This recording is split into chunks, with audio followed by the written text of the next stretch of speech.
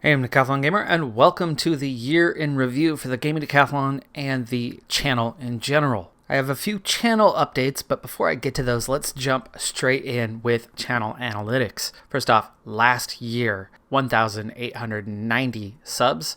This year, 2,990 subs. So we've had an increase of 1.1 thousand. That's 158% higher than it was a year ago. This is 4 years now into the channel. Still very much a small channel, but it is continually growing. Views, meanwhile, have nearly doubled, going from 515,000 up to 920,000, increase of 179%. The hours watched had an identical increase from 75.6 thousand to 135K. The most viewed video on the channel, only a marginal increase, and it is a different video than what it was a year ago. Now going from just under 20,000 to 21.7K is the PCM20 career mode episode number 1. Next up, we have some overall data pertaining to games. A year ago, I had 38 new series that I started at some point during that year. This year, life got busy, life got chaotic, and I put out a bit less content than I did in the previous years, but was still a very, very busy year. In fact, overall, I was much busier. On the channel itself, though, cut literally in half, 19 new series, bringing the grand total to 84 over the life of the channel. The independent titles, as in individual games, because I do have multiple series pertaining to same games. A year ago, there was 27 independent titles. This year, just 12. Bringing the grand total there up to 65. Studios featured, game studios, 27 a year ago. Now the grand total is at 40 different studios have featured on the channel at one point or another. And the most featured studio a year ago was 10. Now with 14 titles is Cyanide Studios. Those are the makers of Pro Cycling Manager as the most notable on the channel. The longest running series all time had been 126 episodes. But the new title holder for that is the PCM career mode, which had 183 episodes. Shortest series on the channel was a 6-episode series. This time it was Infraspace. Ironically, on that one, when it first started out, there was virtually no views. It was a totally unknown game. It was perfectly fine. It was perfectly okay. But by the time I got around to episode number 6, I think I had about 12 views. It was not doing so well. I think by episode 4, I had about 20 views. I quickly just moved on to something else, and the game itself at that point was just releasing into early access. Was very easy. It was very easy to come along very rapidly and get to a stage where we were just kind of flying through the game. And then all of a sudden the game started to see some updates and saw some marketing changes. And Infraspace ended up one of the most viewed, or at least the first episode, one of the most viewed videos on the channel of the entire year. But it happened well after I had closed shop on it and put it away and didn't even have it on my hard drive anymore.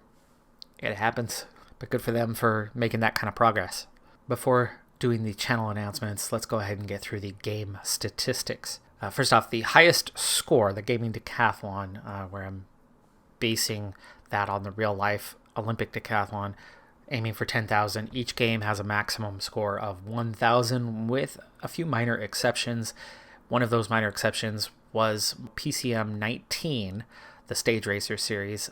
I was able to achieve 1,002 points, and that is still the record. Average game completion of those top 10 scores that I've achieved on the channel went from 87% up to 96%, meaning an average score of over 9,600 of the top 10, or combined score, that is. The best individual week on the channel a year ago, I had scored 4,648 points. This year, the new record is at 5,563. That was achieved back on week 16, where I had a series get right to 1,000 and maxed out. It definitely would have surpassed that 1,002 by quite some margin, but we capped that one out. And that was PCM 20 in the Champion Series. Worst week of the year was still some ways better than what we had a year ago. A year ago was 1320. This year the lowest score was 2369, so 1,000 points better, and that was achieved on week 47, so pretty recently, just about 5 weeks ago.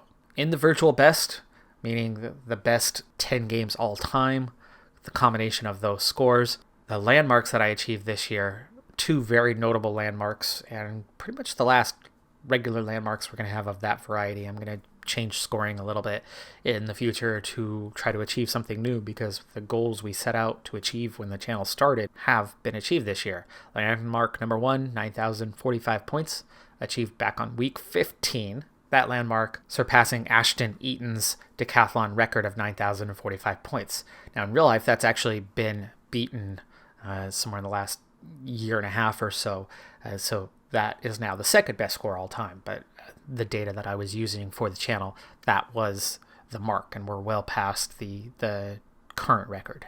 The second landmark of 9,543 achieved fairly recently on week 44. That is Ashton Eaton's virtual best, and that is still the record even now. By virtual best, that means if you take all of the 10 decathlon events, Ashton Eaton, who went to University of Oregon same time that I was there, actually, by the way, so that's part of where the motivation for all of this came about. Eaton's best performance in each of the 10 events, you combine those scores, his all-time best performance, and that's his virtual best, and that's what I compare it to, because I've been using virtual best. We passed that a little while back, so we would technically be the record holder as of now. One advantage I have comparatively to him, though, is I've played 60-something games, 84 different series on the channel, where he has to stick to the same 10 and just try to perfect those. Take that with that caveat.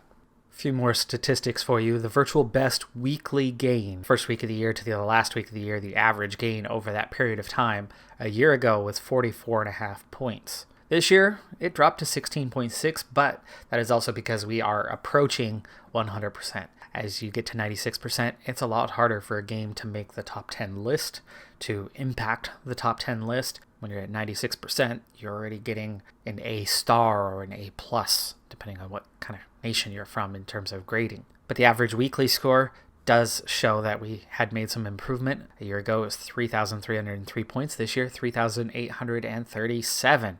So an increase of over 500. Biggest gain from one week to the next, though, did decrease by a small margin. 741 a year ago, 649 this year, and that was from week 9 to week 10. The biggest drop, though, not as steep as a year ago, 1458 this year, 1239, and that was from week 24 to week 25 after some retirement. Before we get to the Game Awards, a few channel announcements. First off, I'm going to tweak the scoring, as I just mentioned, and I'm also going to tweak the way I do a couple of the series on the channel, but that'll come in time. Also coming to the channel in the near future, something I've been preparing for a while now, is weekly one-shots. A number of channels do this sort of content, but overall it's a fairly small number of them. A weekly one-shot is streaming through YouTube a game and then putting out some sort of abridged version, some sort of highlight version of that video within a week or so after, exploring a lot of different games and just getting a chance to play some other games out there. And it offers an opportunity for the community to contribute to what games will feature on the weekly one-shots. And that one's going to be coming fairly soon. The last one, and this is a big one, this is something I've been sitting on for a very, very long time, and this should be starting up in the next week to 2 weeks as a few things are finalized. In 4 years of doing YouTube, I have literally collected not a single red cent, not one penny, for the efforts that I've put in. And believe me, I put in 30 to 40 hours a week. It's the equivalent of a full-time job. But it is and has been a hobby and continues to be a hobby. That is about to change, though. Now that I have entered the new year, I am formalizing the business side of things, and I have been in position for a little over a year and a half now to actually collect small amounts of funds. I'm finally going to do that. I'm finally going to collect that, and then going forward, I am adding YouTube memberships. Now, if you're not familiar with YouTube memberships or you've seen a few commercials for it and still not quite sure what it is, think Patreon. Patreon has been kind of the go-to for gaming channels on YouTube or other channels on YouTube of certain varieties anyway for quite a while now. But it's external, and when it's external, it's complicated and it adds a lot of work based on the fact that I have an actual business, real life, that is my priority, but fortunately for me doesn't require that 40 hours, that gives me the freedom to have this hobby. YouTube memberships is the same sort of thing, but it's through YouTube itself, meaning it's a lot more streamlined, it's a lot easier to manage and do, and still be able to provide you with content. And it's a way for you to be a supporter and support the channel directly, because to this point, I have not collected anything. What I do technically earn is still a very small amount. If you haven't noticed it, it's still a small channel. Day of recording, I'm still a hair under 3,000 subs. That being said, look for that to come soon, and it will come with some perks for those who sign up to be a decathlete. On to the Game Awards. Beginning with Game of the Year for the second year running, it is Pro Cycling Manager. The 2021 version this year, not as dominant as it was a year ago. There was definitely some competition for some other series, but 70% of the vote going to PCM 21. Worst Game of the Year from Assassin's Creed Valhalla, which I'm really surprised is more than a year old. That felt like that was only about 6 months ago, but it's been a year in my life. Tour de France 21 claims, not by a wide margin, just 37% of the vote. Tour de France 21, game that I have high hopes for, and there are elements of it, and this is Cyanide, it's the same people who make PCM, so the best game and the worst game coming out of the same studio on the channel. Tour de France 21 is nothing but bugs, and it needs a lot of work. The premise though, the concept, I'm excited for the future. Hopefully they can sort that out by next year, because I will, regardless of the fact that it came out as the worst game of the year, I will be giving it another chance. The personal award for most fun a year ago was to SnowRunner. Boring as hell to watch, but it was so much fun to play, and I continued to play well after that series was done and dusted. But for me, funnest game of the year this year, FM22, the Youth Factory series. I love doing that series, and I was so pleased that this year anyway it took off to the point where I've been able to keep it going for a good while, and will continue to keep it going for a good while yet, and we'll see if it can go the distance if the audience holds. At the moment it does. It takes a ton of time to produce the videos for it, but I absolutely love the premise, the concept, the challenge, and going for it. And as soccer, aka football, is my favorite personally, Football Manager, I just love getting to do that game, and I have so much fun with it. Even though PCM 21 claimed Game of the Year, the most popular in terms of viewership video on the channel this year was Tennis Manager 2021, not overtaking PCM 20's first episode of Career Mode, but it is getting up there, and I have a feeling by next year it could be number one on that list because it continues to do well. Saddest moment of the year for me this year, though, was Swift. It's something different than anything else that I do on the channel. It was all about punishing myself. I had tried to improve my fitness, and then I got hurt partway into the year and had to stop, and I have this horrible habit of if a habit is broken, then things fall apart. And that is exactly what happened with it, and I wasn't able to continue on with it. Of course, I was doing it largely for myself. It was not about the audience. I had a very small audience, but I had some support out there. My fitness level has dropped off, especially after nearly a month ago I got hurt a second time. This time my back. Still haven't recovered from that. In fact, my very first soccer game in nearly a month, football, I know for many of you, is tomorrow.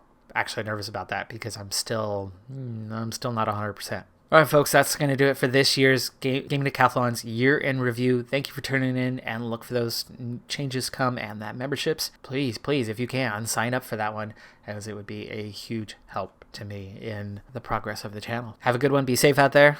Bye for now.